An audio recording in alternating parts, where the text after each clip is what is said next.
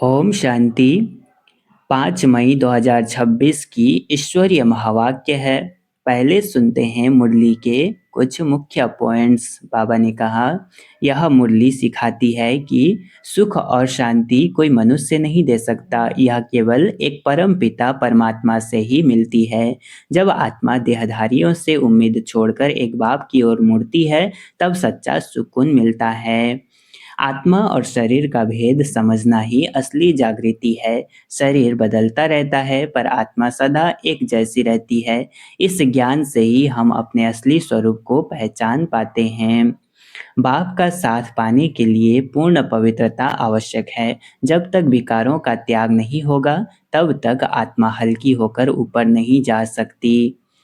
बाप हमें तीसरा नेत्र देते हैं, ज्ञान का नेत्र। यही नेत्र हमें सही गलत सत्य असत्य का भेद समझने की शक्ति देता है। सतयुग का स्वर्ग कोई कल्पना नहीं बल्कि हमारा ही पुराना घर है। हम वही देवता थे जो अब पतित बन गए हैं और फिर से वही बन सकते हैं। आखिरी में बाबा ने कहा, बाप हमें सिखाते हैं कि गृहस्थ में रहते हुए भी योगी बन सकते हैं।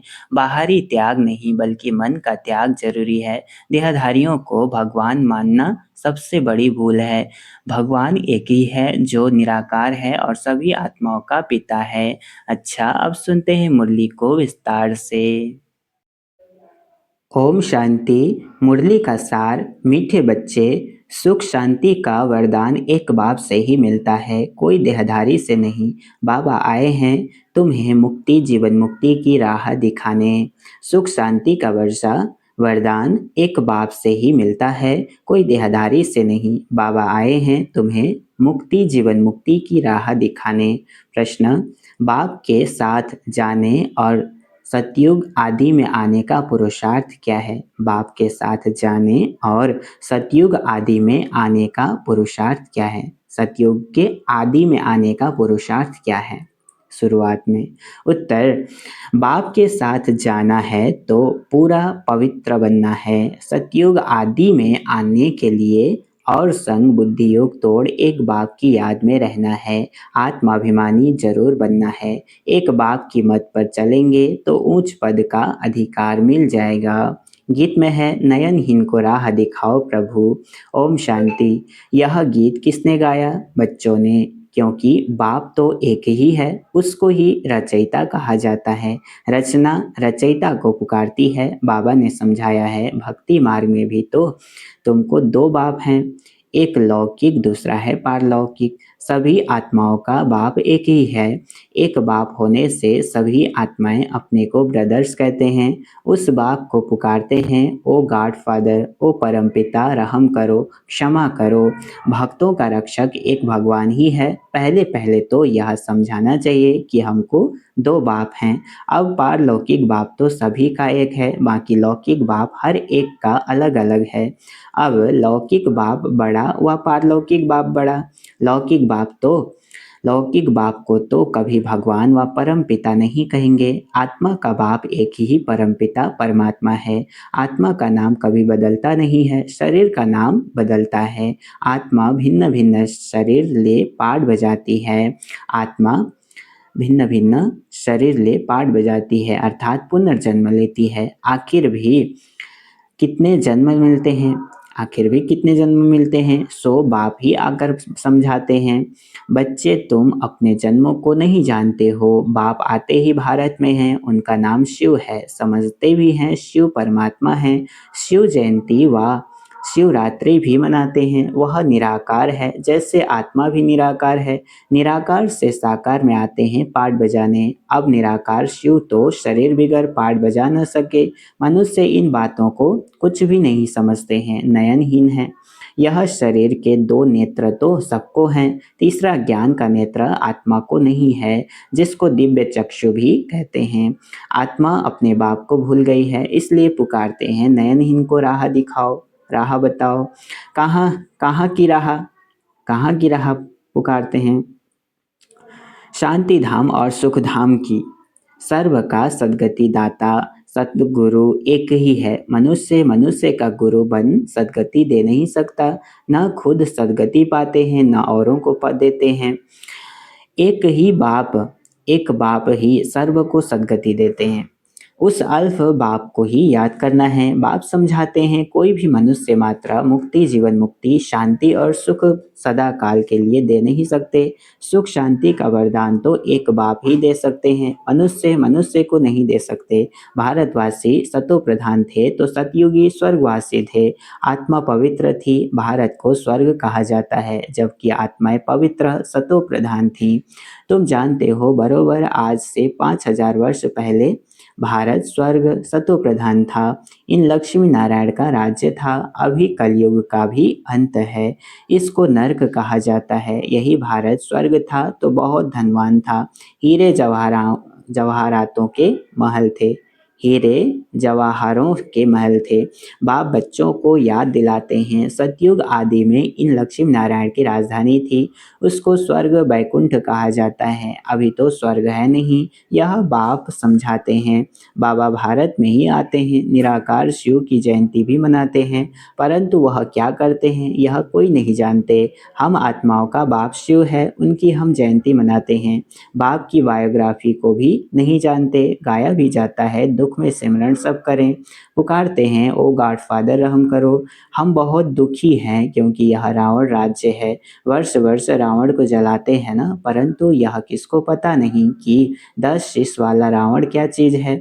हम उनको जलाते क्यों हैं, यह कौन सा दुश्मन है जो उनकी एफिजी बनाए जलाते हैं। भारतवासी बिल्कुल नहीं जानते क्योंकि ज्ञान का तीसरा नेत्र नहीं है, तब तो राम राज्य मांगते हैं। 5 विकार स्त्री में 5 विकार पुरुष में हैं, इसलिए इनको रावण संप्रदाय कहा जाता है। यह रावण 5 विकार ही बड़े से बड़ा दुश्मन है जिसका एफिजी बनाए जलाते हैं।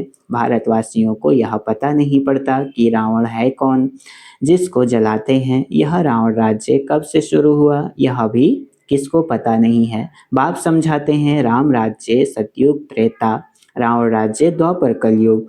सतयुग में इन लक्ष्मी नारायण का राज्य न सतयुग में इन लक्ष्मी नारायण का राज्य था। इन्हों को यह राज्य कहाँ से कैसे मिला यह कोई नहीं जानते। यह समझने की बातें हैं, इसमें अटेंशन देना पड़ता है। मोस्ट वेलवेड बाब हैं, तब तो उनको भक्ति मार्ग में भी पुकारते हैं। भारत में जब इन्हों का लक्ष्मी नारायण का राज्य था तो दुख का नाम नहीं था, अभी दुख धाम है। कितने अनेक धर्म हैं, सतयुग में एक धर्म था। इतनी सब आत्माएं कहाँ चली जाएंगी किसको पता नहीं है, क्योंकि नयनहीन है। शास्त्रों से ज्ञान का तीसरा नेत्र किसको नहीं मिलता है, शास्त्रों से ज्ञान का तीसरा नेत्र किसको नहीं मिलता है। ज्ञान नेत्र ज्ञान सागर परमपिता परमात्मा ही देते हैं। आत्मा को तीसरा नेत्र मिलता है। आत्मा भूल गई कि हमने कितने जन्म लिए हैं। सतयुग में जो देवी देवताओं का राज्य था वह कहाँ गया। गाते भी हैं मनुष्य 84 जन्म लेते हैं, 84 का चक्र कहते हैं, परंतु कौन सी आत्मा 84 जन्म लेती है। जो पहले भारत में आते हैं वह थे देवी देवता, फिर 84 जन्म भोग अंत में पतित बन जाते हैं। गाते भी हैं हे पतित पावन, तो सिद्ध करते हैं हम पतित हैं, इसलिए पुकारते हैं हे पतित पावन हमें पावन बनाने आओ। जो खुद ही पतित हैं वह फिर औरों को पावन कैसे बनाएंगे। बाप समझाते हैं आधा कल्प भक्ति मार्ग में रावण राज्य 5 विकार होने कारण भारत ने इतना दुख को पाया है। 84 जन्म तो लेते ही हैं, उनका ही हिसाब समझाना चाहिए। पहले पहले सतयुग में है सतो प्रधान, फिर त्रेता में है सतो। आत्मा में खाद पड़ती है, बाप आते ही भारत में है, शिव जयंती है ना, और सभी आत्माएं तो गर्भ में जन्म लेती है। बाप कहते हैं मैं साधारण बूढ़े तन में प्रवेश करता हूँ, जिनका यह बहुत जन्मों के अंत का जन्म है। यह समझानी कोई एक को नहीं दी जाती, यह गीता पाठशाला है। मनुष्य को देवता बनाने के लिए यह राजयोग सिखाया जाता है। तुम यहाँ आए हो स्वर्ग की बादशाही प्राप्त करने, जो बाप ही दे सकते हैं।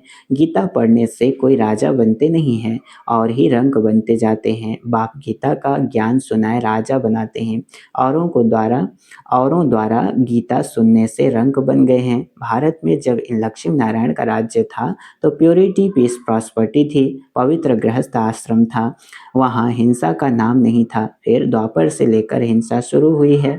काम कटारी चलाते चलते चलाते चलाते तुम्हारी यह हालत आकर हुई है।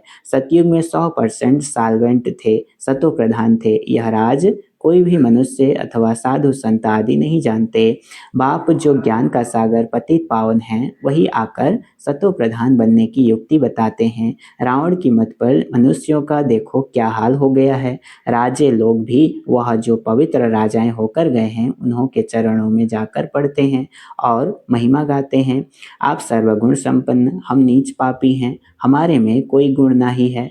फिर कहते हैं आपे ही तरस परोई। फिर कहते हैं आपे ही तरस परोई, हमको आकर मंदिर लायक बनाओ। किसकी भी समझ में नहीं आता कि बाप कैसे आकर फिर से देवी देवता धर्म की स्थापना करते हैं, कराते हैं। हम अब तुम समझते हो, हम सो देवी देवता धर्म के थे, हम सो क्षत्रिय वैश्य शूद्र बने, इतने जन्म लिए, अब 84 जन्म पूरे हुए हैं, फिर दुनिया का चक्र फिरना चाहिए, इसलिए फिर तुमको पावन यहाँ बनना है। पतित तो सुखधाम शांति धाम में नहीं जा सकते। बाप समझाते हैं तुम जो सतो प्रधान थे वह तमो प्रधान बने हो। गोल्डन एज से फिर आयरन एज में आए हो, फिर गोल्डन एजड बनना है, तब मुक्तिधाम सुखधाम में जा सकेंगे। भारत सुखधाम था, अब दुखधाम है। गीता में भी सुना, हम नयनहीन को राह बताओ। अब हम अपने शांति धाम में कैसे जाएं? वो लोग तो कह देते हैं परमात्मा सर्वव्यापी हैं, फलाना अवतार हैं, परशुराम अवतार हैं।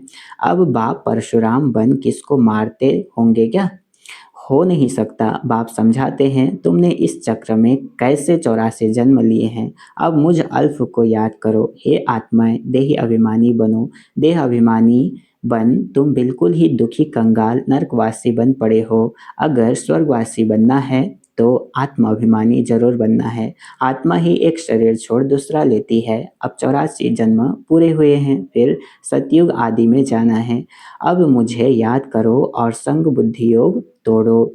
रहो भल गृहस्थ व्यवहार में, रहो भल गृहस्थ व्यवहार में, अपने को आत्मनिश्चय करो।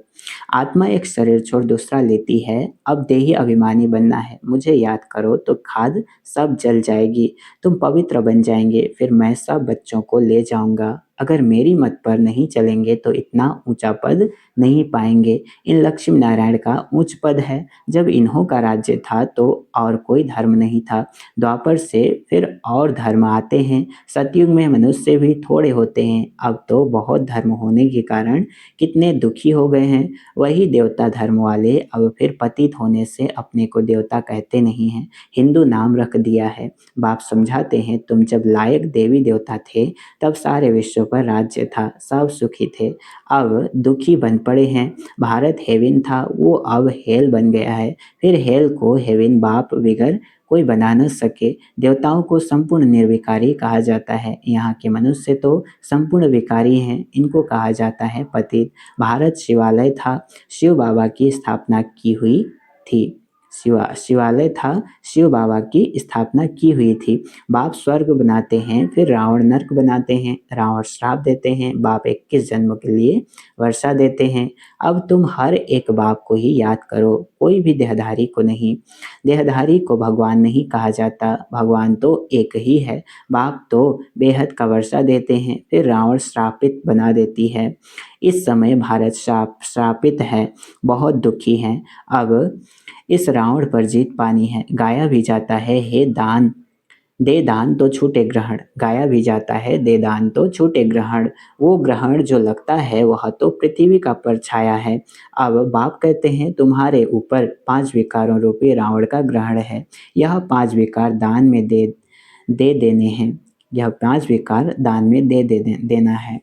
पहला तो दान दो कि हम कभी विकार में नहीं जाएंगे। पहला दान दो कि हम कभी विकार में नहीं जाएंगे। यह काम कटारी ही मनुष्य को पतित बनाती है। अच्छा, मीठे मीठे सिकिल्धे बच्चों प्रति माता पिता बाप दादा का याद प्यार और गुड मॉर्निंग। रूहानी बाप की रूहानी बच्चों को नमस्ते। हम रूहानी बच्चों की रूहानी माता पिता बाप दादा को याद प्यार और गुड मॉर्निंग। नमस्ते नमस्ते नमस्ते। शुक्रिया बाबा, शुक्रिया। धारणा के लिए मुख्य सार है। पहला पॉइंट, बाप जो नॉलेज देते हैं उसे पूरा अटेंशन देकर पढ़ना है। ज्ञान के तीसरा नेत्र से अपने 84 जन्मों को जान अब अंतिम जन्म में पावन बनना है। दूसरा पॉइंट है, रावण के श्राप से बचने के लिए एक बाप की याद में रहना है। रावण के श्राप से बचने के लिए एक बाप की याद में रहना है, 5 विकारों का दान दे देना है, एक बाप की मत पर चलना है। वरदान याज का, ताज और तिलक को धारण कर बाप दादा के मददगार बनने वाले दिल तख्त नशीन भव। क्या कहा? ताज और तिलक को धारण कर बाप दादा के मददगार बनने वाले दिल तख्त नशीन भव। स्पष्टीकरण है, जब कोई तख्त पर बैठते हैं तो तिलक और ताज उनकी निशानी होती है। ऐसे जो दिल तख्त नशीन हैं उनके मस्तक पर सदैव अविनाशी आत्मा की स्थिति का तिलक दूर से ही चमकता हुआ नजर आता है। सर्व आत्माओं के कल्याण की शुभ भावना उनके नयनों से व मुखड़े से दिखाई देती है। उनका हर संकल्प, वचन और कर्म बाप के समान होता है। स्लोगन है आज का, सरल याद के लिए सरलता का गुण धारण करो, संस्कारों को सरल बनाओ।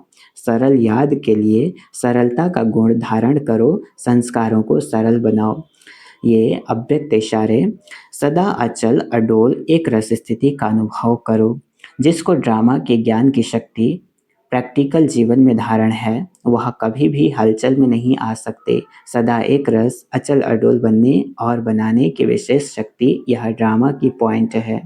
इसे शक्ति के रूप में धारण करने वाले कभी हार नहीं खा सकते। इस कल्याणकारी ड्रामा की हर सीन में कोई न कोई कल्याण समाया हुआ है। धैर्यवत बन साक्षी हो देखने का अभ्यास करो तो अचल अडोल रहेंगे। अच्छा, ओम शांति।